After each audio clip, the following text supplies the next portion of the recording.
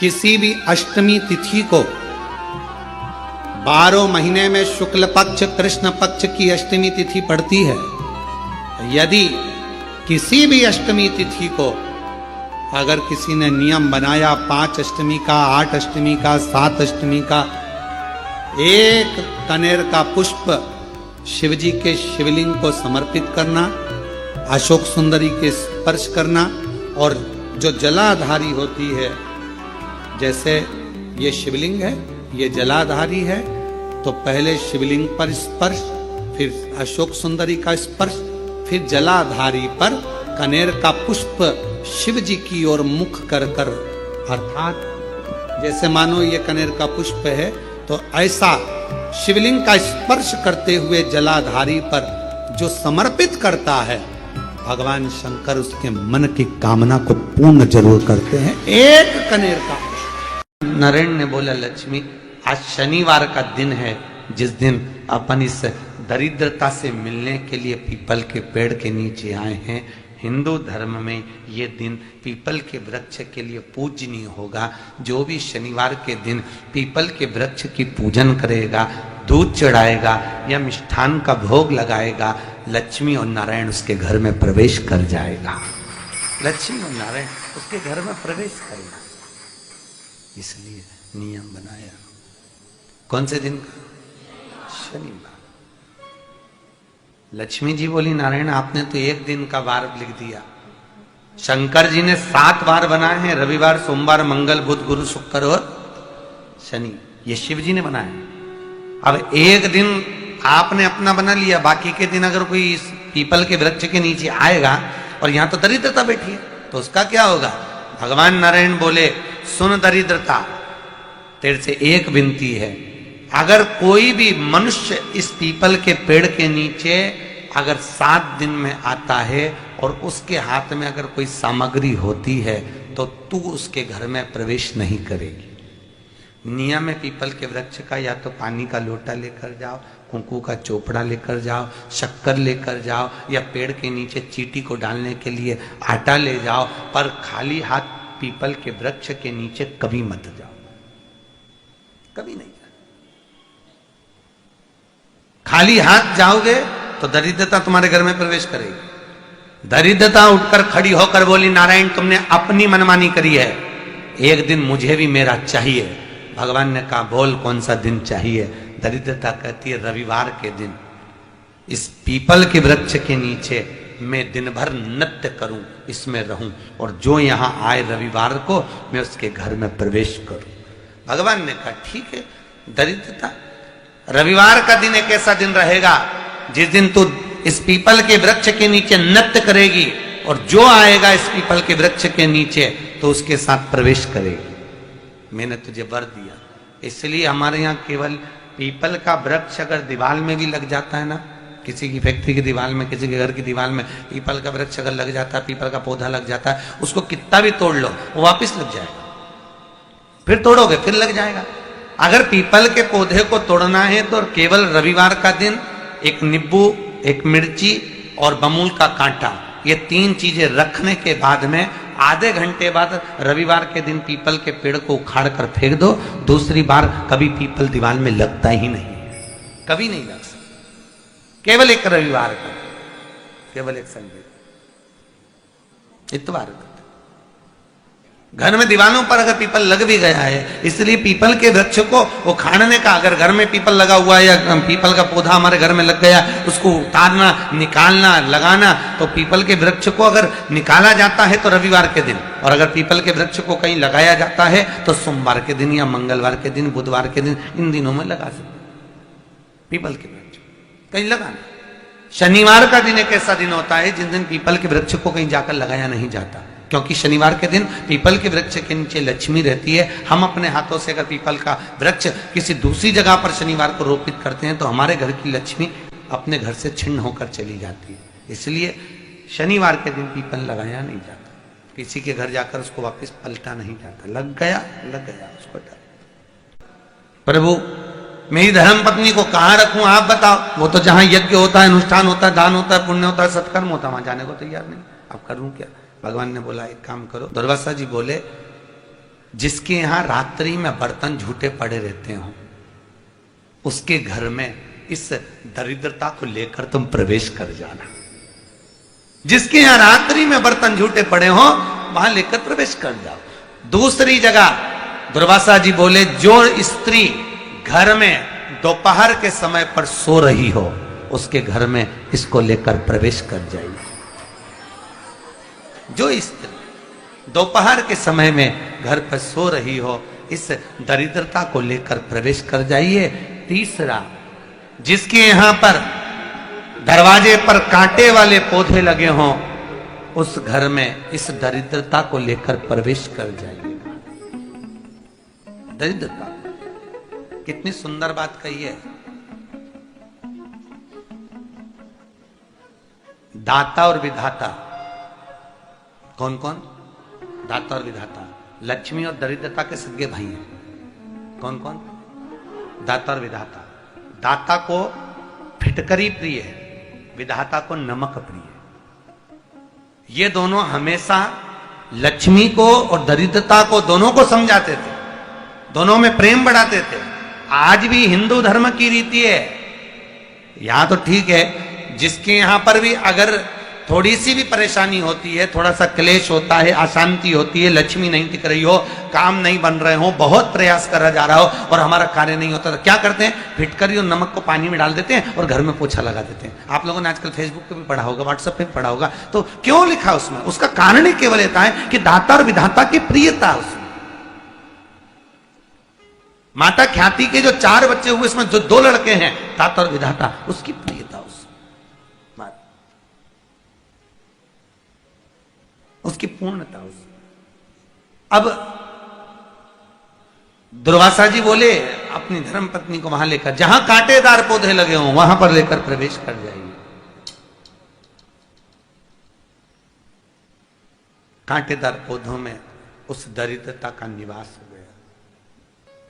कितना विचित्र कथा यहां वर्णन करी है। श्रीमद् भागवत के अंतर्गत जो वर्णन किया कि मृत्यु निश्चित है। और शनि महाराज का भी पांव टूट गया था। टूटा था कि नहीं टूटा था? जब अपनी माता संध्या को लात मारी थी, शनि महाराज ने लात मारी तो पांव टूट गया। शनि महाराज की आंख में आंसू। देवर्षि नारद के पास है, नारद जी मेरा पांव टूट गया, मैंने अपनी मां को लात मारी। नारद जी बोले, तू तो द्रोषी है, तूने अपनी माता को लात क्यों मारी? कुछ करिए। कोई देवता नहीं अपनाया। तब भगवान नारद जी ने कहा, शंकर जी के शिवलिंग की स्थापना कर, उसकी पूजन कर। जहां काशी विश्वनाथ के मंदिर आप लोग जाते हो, जिस विश्वनाथ का दर्शन करते हो, ये काशी का विश्वनाथ का प्राण प्रतिष्ठा शनि महाराज ने करी थी। शनि महाराज के हाथ का शिवलिंग है, और शिवलिंग की स्थापना कर कर शनि महाराज ने भगवान शंकर से मांगा। शिव जी प्रकट हुए, मांगो शनि, तुमको क्या चाहिए? शनि महाराज ने कहा, मेरा पांव टूट गया, आप कृपा करिए। भगवान शंकर ने कहा, शनि तूने मेरा भजन करा है, जा, तेरा पांव तो जुड़ेगा, पर पांव में थोड़ी लचकता तेरी बनी रहेगी। दुनिया के लोगों को शनि लगता है और शनि को शंकर लगता है। दुनिया के लोगों को शनि लगता है, शनि को शंकर।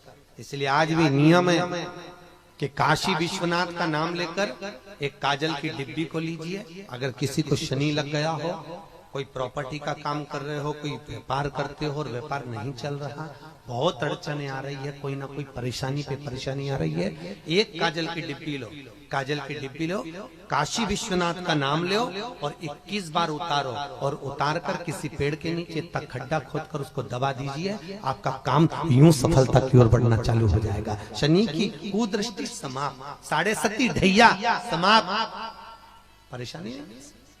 शनि की जो पत्ती होती है,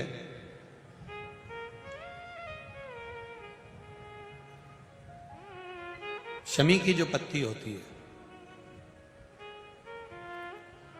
एक पत्ती में जितनी पत्तियां लगी होती हैं और एक पत्ती के अंदर, जरा ध्यान देंगे, जैसे इस पत्ती में ढेर सारी पत्तियां लगी हुई है, उस पत्ती में से भी एक पत्ती तोड़ोगे और एक पत्ती तोड़ने पर उस पत्ती को भी अगर गिनोगे तो उसमें बहुत सारी पत्तियां होती हैं।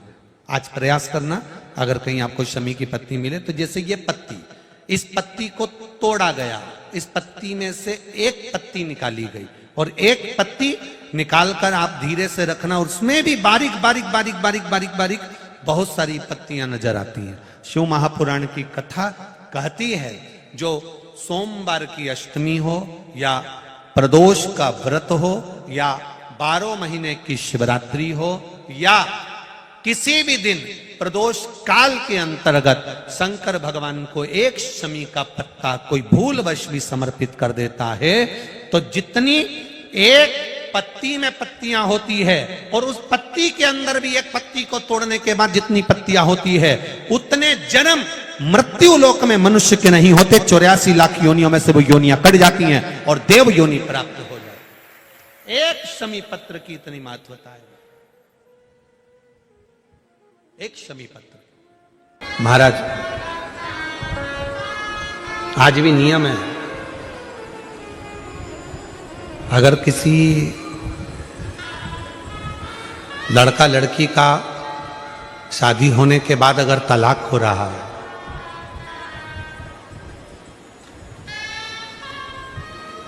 लड़की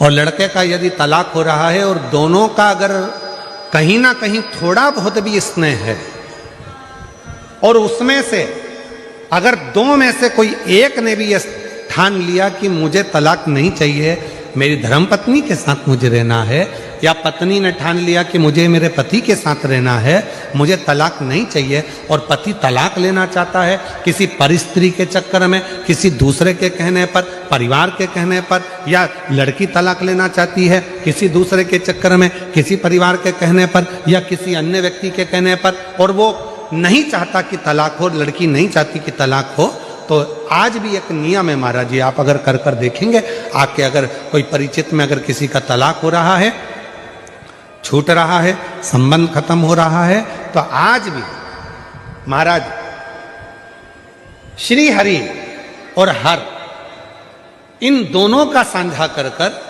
यदि नंदी से लेकर भगवान शंकर के शिवलिंग तक, नंदी से लेकर भगवान शंकर के शिवलिंग तक एक मौली, मौली को आप लोग क्या कहते हैं गुजरात में? वो मौली जो हाथ में बांधते हैं उसको क्या बोलते हैं गुजरात में?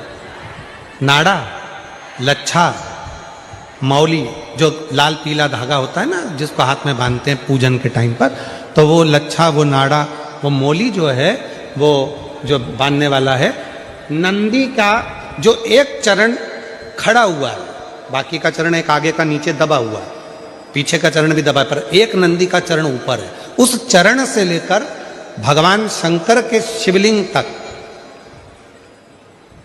एक सूत्र को बांधा जाए और उस सूत्र को 7 जगह पर बेलपत्र रखकर उठा लिया जाए, और उठाने के बाद में किसी भी बेलपत्र के वृक्ष के नीचे वो 7 बेलपत्र समर्पित कर कर वो धागा लेकर 7 परिक्रमा अगर बेलपत्र की करी जाए और जिससे संबंध टूट रहा है उसी से वापिस प्रेम बढ़ाया जाए, तो वो स्मरण कर कर अगर 7 परिक्रमा उस धागे के साथ में कर कर हाथ में अगर बांधा जाए, तो कितना भी दम लगा ले कोई व्यक्ति तलाक हो ही नहीं सकता। स्नेह बढ़ेगा ही, प्रेम बढ़ेगा ही, वो टूट नहीं सकता, उसको तोड़ा नहीं जा सकता। पर उसमें एक काम आपका भी चाहिए, आपकी वात्सल्यता, आपका प्रेम, आपकी करुणा और आपकी अच्छी सोच, अच्छे विचार, ये सब तो होगा, पर साथ में अच्छे विचार होंगे, अच्छी सोच होगी, अच्छी करुणा होगी, अच्छी वात्सल्यता होगी, अच्छा स्नेह होगा, अच्छा प्रेम होगा, अच्छा मन होगा, तो ही तो सब श्रेष्ठ होगा, तभी तो श्रेष्ठ होगा। स्नेह को बढ़ाए, प्रेम को बढ़ाए। शिव कथा कह रही है, आप लोगों को मालूम है कि नहीं मालूम वो हमको नहीं पता, पर जब किसी शिवलिंग की प्राण प्रतिष्ठा होती है और सामने जो नंदी बैठता है, उस नंदी से शिवलिंग तक एक सूत्र जमीन के अंदर दबाया जाता है, जिसको सोमसूत्र भी कहते हैं। एक सोने का तार, चांदी का तार या तांबे का तार या पीतल का तार नंदी से लेकर शंकर भगवान की शिवलिंग तक उसको स्थापना के समय पर भूमि में उसको दबा दिया जाता है। शिव से नंदी तक के बीच, शिव नंदी। कई लोग पूछते हैं गुरुजी इस तार का इतना महत्व क्यों होता है, क्या कारण होता है कि इस तार को दबाया जाता है, इस सोमसूत्र को लगाया जाता है, आखिर इसका इतना महत्व क्यों होता है, क्या कारण है इसका? इसका कारण केवल एक होता है कि यदि मान लो कोई व्यक्ति शंकर भगवान के शिवलिंग में जाकर जल नहीं चढ़ा पाया, कोई शंकर जी के शिवलिंग तक नहीं पहुंच पाया और मंदिर के बाहर से भी अगर वो निकल कर चले गया और उसके मन में कोई कामना आ गई तो वो नंदी के कानों में पड़ जाती है और नंदी उसको शंकर भगवान तक कह देते हैं और व्यक्ति का कार्य सफल होना प्रारंभ होता है। सूत्र की इतनी प्रधानता, सूत्र की इतनी महत्व। बोल बम का नारा है, जम के बोलो जरा, बोल बम का नारा है, श्री शिवाय